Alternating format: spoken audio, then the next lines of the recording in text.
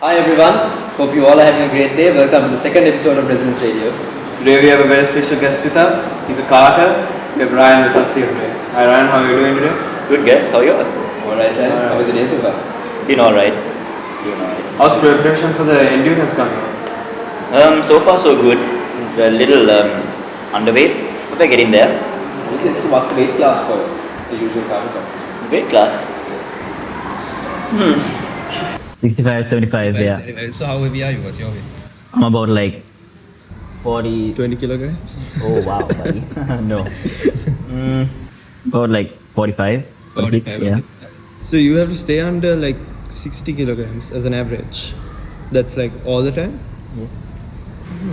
So does the weight affect the movement of the cart, or how does it It work? does. It does affect the, because the more heavy you are, the slower you get. So What if you're too light? So you get penalized with like okay. five minute lap time. All Yeah. right. Okay. Okay, so weight classing is when you're racing as a team. Your race in Singapore was you individually. That was me individually. So in that, like, are there any restrictions similar to this weight class thing? Well, yeah, it's same rule applied there as well. So yeah. How was your race in Singapore? Because you did fairly well. Yeah, and that was my first international race as well. So I expected like, fifth, sixth, below podium basically. Right. Pulled it off. Congrats on that. So and recently the St. Thomas's College we won and we came third in the endurance race. Yep. So how was that experience so far? Like being with our St. Thomas's team. It was wonderful, honestly, and like to be the only school in Sri Lanka to be racing, it's a privilege, honestly. Right. Like Yeah. it's an achievement as well. Yeah. Come third. There were lots of like professional racers there, and like we still managed to come up. Yes, of course, racers from all over. Probably some from like overseas. Yeah. What's like a crazy story on that day? Bro, that was the day like we were all like serious, properly serious, locked in, and like focusing. Yeah. I would like to see you properly serious for a race. You're funny guy. Yeah. Okay, so the race was 12 hours, yeah? Yes. So how long does one car race for? About an hour or two, yeah. An hour or two. But mostly an hour. So for the pit stops and the tire changes, how many times does the tire get changed as well during the... I'm gonna ask Sali that because he was our team manager. Sali, what was like our average timing for pit stops? About 2.5 minutes? 3. Yeah, about 2.5 minutes. So every time you all stop, you all change the tires, or how does it go? We didn't change tires. We just really swapped the front. Okay. Just swapped the front tires. All right. Okay. Because the degradation from the tires would be either inside or outside. So Right. swap them. Oh, okay. Okay. Basically, in a new tire. That's good. Do you Yeah. race the same kart for Singapore and here? Or Oh do you no, have it's your just own? it's like a random car to get there. It's like so a you have lottery your- kind of thing. So you have your own car. Here, yeah. Yeah.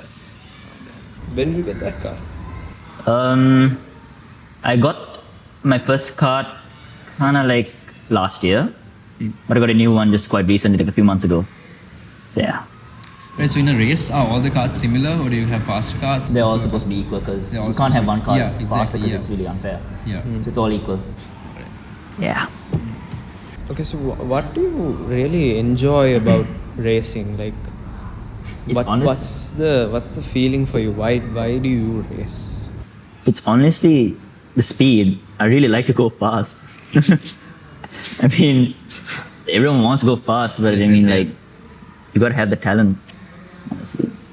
So yeah, And is there a thrill behind it as well? That's what you're doing. yeah, Does your family approve of you driving fast bro. and loving speed like that though? So what do you think about the racing environment in Sri Lanka? It's all right, but like, they're good compared to the people overseas because really they don't really talk. Right. They just look at your face and look the other direction because they're all enemies. Yeah. Here, of course, Yeah, everyone's friendly. you know they're Sri Lankan. You can talk to them their own language. So I'd say it's really good. Right.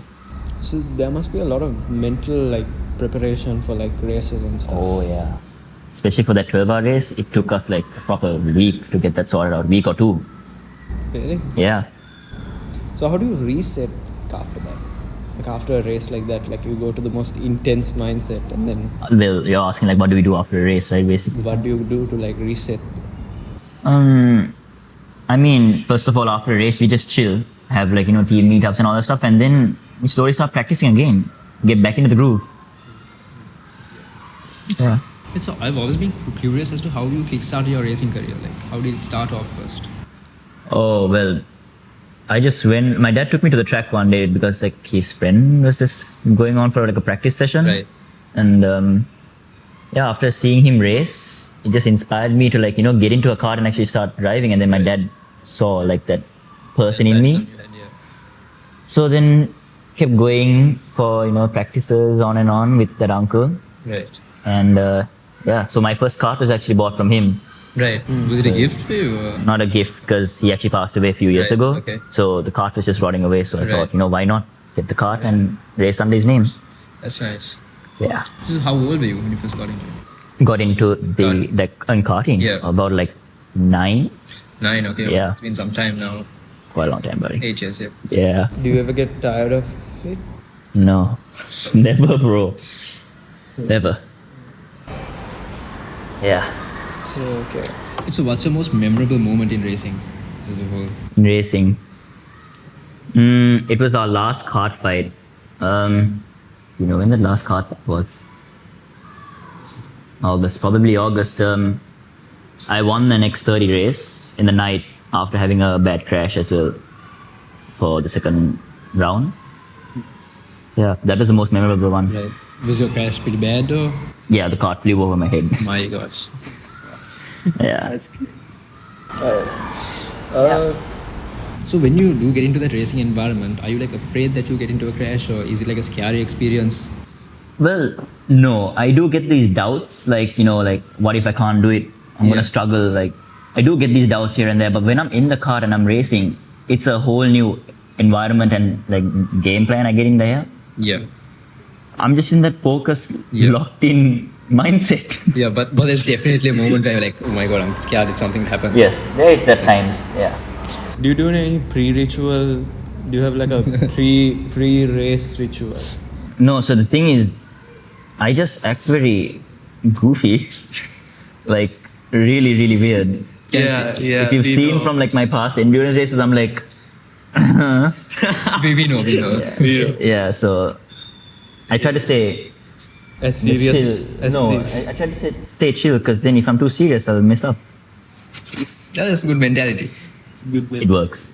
Works. Yeah.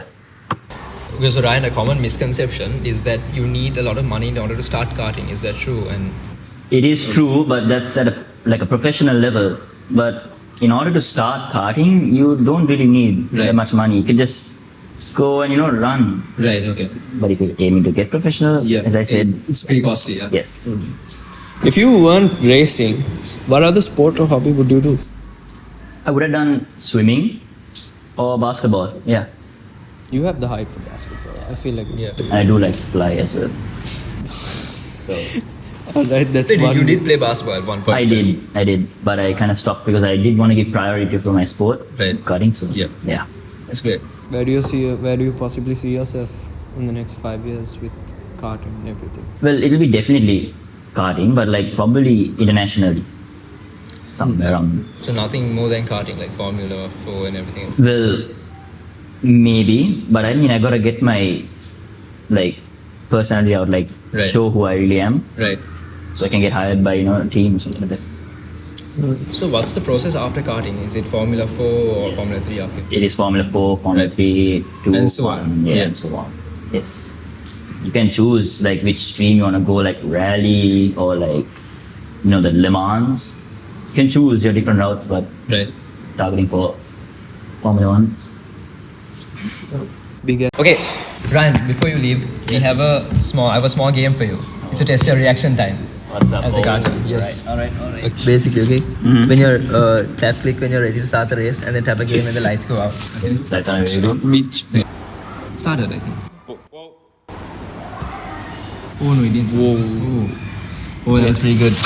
Is You wanna that try good or again? bad? That's basically us for today, Ryan. We've had fun interviewing you today. Thank you everybody for joining Resonance Radio. We'll see you on the next episode. Bye guys, see you.